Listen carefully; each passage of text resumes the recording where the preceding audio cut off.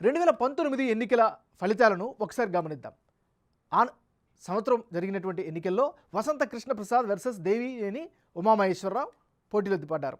అప్పుడు వైసీపీకి 50%, తెలుగుదేశం పార్టీకి 45%, ఇతరులకు 3%, నోటాకు 2% ఓట్లు లభించాయి. అంటే కమ్మ సామాజిక వర్గానికి చెందిన వసంత కృష్ణ ప్రసాద్ 2019లో 12,653 ఓట్ల మెజారిటీతో గెలిచారు.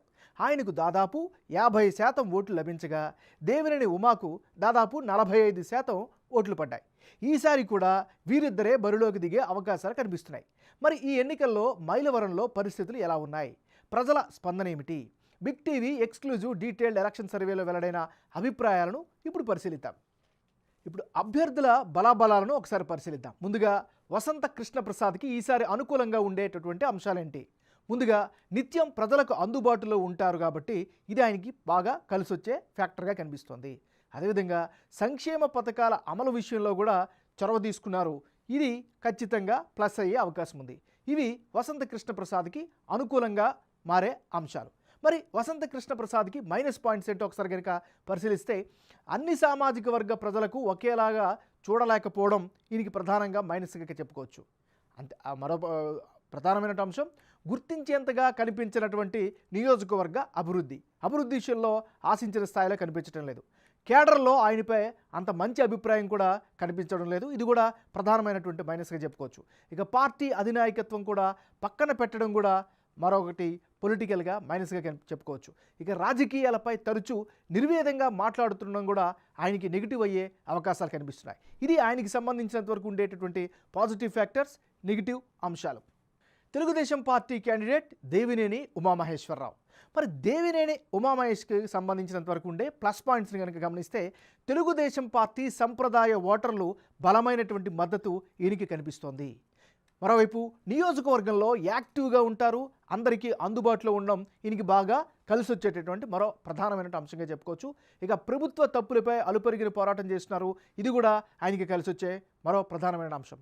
ముఖ్యంగా పార్టీ పరంగా అంటే తెలుగుదేశం పార్టీలో ముఖ్య నేతల్లో ఒకరిగా ఉండడం రాజకీయంగా ఆయనకి కలిసి వచ్చేటటువంటి మరో అంశం. ఈ నియోజకవర్గంలో కులాల వారీగా ఉండేటటువంటి ఈక్వేషన్స్ని ఒకసారి పరిశీలిద్దాం.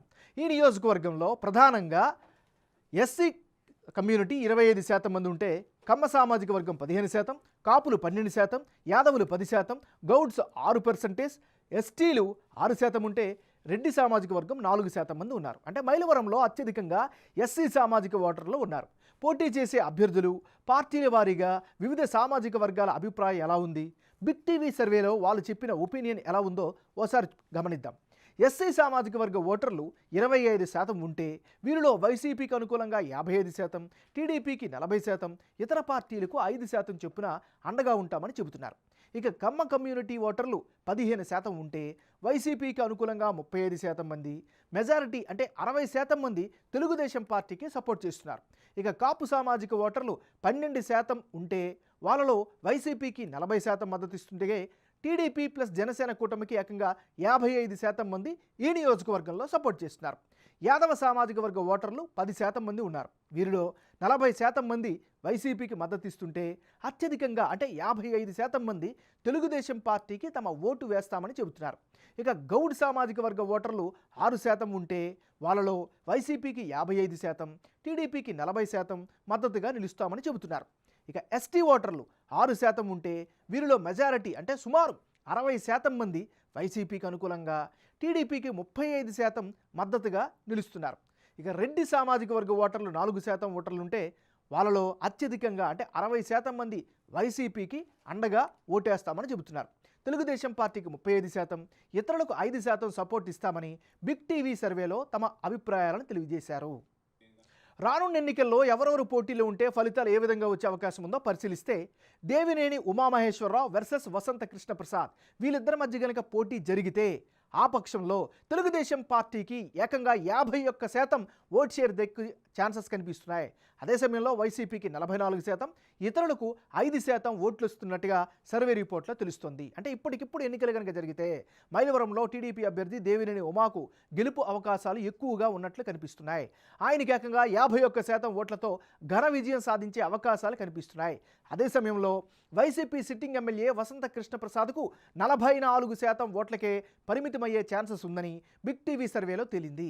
ఇక ఇతరులకు 5% ఓట్లు దక్కే అవకాశాలున్నాయి.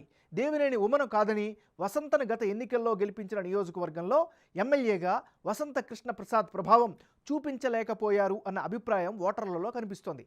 అందుకే తిరిగి దేవినేని ఉమకే మైలవరం ఓటర్లు జైకొట్టేందుకు సిద్ధంగా ఉన్నట్లుగా బిగ్ టీవీ సర్వేలో స్పష్టంగా తెలుస్తోంది.